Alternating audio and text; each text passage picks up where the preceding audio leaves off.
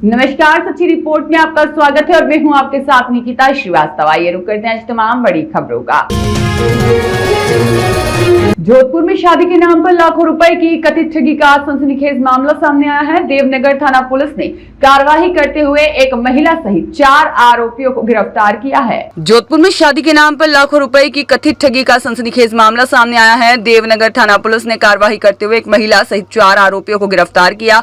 आरोप है कि युवक की शादी करवाने के नाम पर 2,70,000 रुपए वसूले गए और बाद में पूरी साजिश का खुलासा हुआ। पुलिस के अनुसार पीड़ित परिवार को कुछ दलालों ने एक युवती से मिलवाया और उसे अविवाहित बताकर विवाह का प्रस्ताव रखा। दोनों पक्षों की सहमति के बाद जनवरी 2026 में आर्य समाज में शादी करवाई गई और विवाह के बाद युवती कुछ समय तक ससुराल में रही, लेकिन बाद में अपने पिहर जाने की बात कहकर चली गई। परिजनों का आरोप है कि इसके बाद युवती और उससे जुड़े लोगों द्वारा लगातार पैसों की मांग की जाने लगी। कुछ समय बाद वह वापस ससुराल लौटी, लेकिन उसका व्यवहार पहले जैसा नहीं था। परिवार का कहना है कि वह महंगे सामान और नकदी की मांग करने लगी। आरोप है कि विवाह के महज 36 दिन बाद युवती घर में रखे गहने और नकदी लेकर फरार हो गई और घटना के बाद परिवार को संदेह हुआ तो उन्होंने युवती के सोशल मीडिया अकाउंट की जांच की। फेसबुक पर एक युवक के साथ उसकी तस्वीरें मिलने पर मामला और संदिग्ध हो गया। परिजनों का दावा है कि तस्वीरों से युवती के पहले से विवाहित होने के संकेत मिले। इसके बाद पीड़ित परिवार ने देवनगर थाने में शिकायत दर्ज कराई। पुलिस ने जांच के दौरान महिला, उसके एक रिश्तेदार और 2 कथित दलालों को गिरफ्तार कर लिया।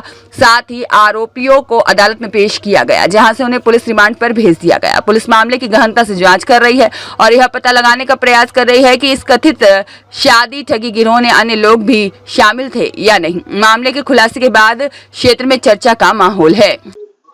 ये पुलिस थाना देवनगर पर प्रार्थी ताराचंद, जो सूरसागर में सुखराम नगर में रहते हैं, इन्होंने रिपोर्ट दर्ज करवाई थी कि इनके साला जी की शादी नहीं हो रही थी। तो इन्होंने एक नरपत सिंह नाम के व्यक्ति जो मसूरिया में रहते हैं उनसे संपर्क किया था, जिन्होंने कहा था कि मैं बाहर से कोई लड़की जो है उससे शादी करवा दूंगा। उन्होंने गंगानगर की एक लड़की से शादी के लिए संपर्क किया और 2,70,000 रुपए में शादी करवाना तय किया। और इसमें ये बिचौलिए की भूमिका में थे। साथ ही एक युवती जो गंगानगर की रहने वाली वो भी थी और एक युवक जो और मसूरिया का रहने वाला था। इन्होंने तीनों ने मध्यस्थता की और बिचौलिए के रूप में 2,70,000 रुपए प्रार्थी से लिए। जब शादी हो गई और दुल्हन घर आ गई, इसके बाद केवल दुल्हन 7 दिन तक घर पे रही और फिर यहाँ से नदारद हो गई।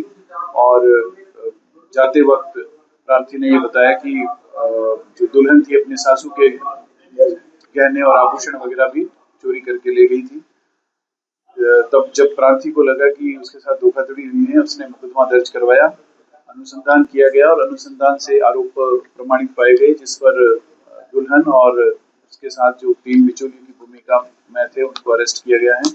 आज न्यायालय में पेश किया गया था, जहाँ से पीसी रिमांड प्राप्त किया गया है और प्रकरण में आगे बरामदगी और अनुसंधान की कार्रवाई जारी है। साथ ही एक तथ्य अभी सामने आया कि पहले जो दुल्हन को अब अविवाहित होना बताया था जो बिचौलिए थे उन्होंने, लेकिन ये बताया जा रहा है, इनका आरोप है कि वो विवाहित थी। इसके संबंध में भी अनुसंधान और भी कई है शादी वाले ऐसे मामले इन्हीं लोगों के अन्य मामलों के संबंध में भी पड़ताल की जा रही है। अंकित पुरोहित की रिपोर्ट।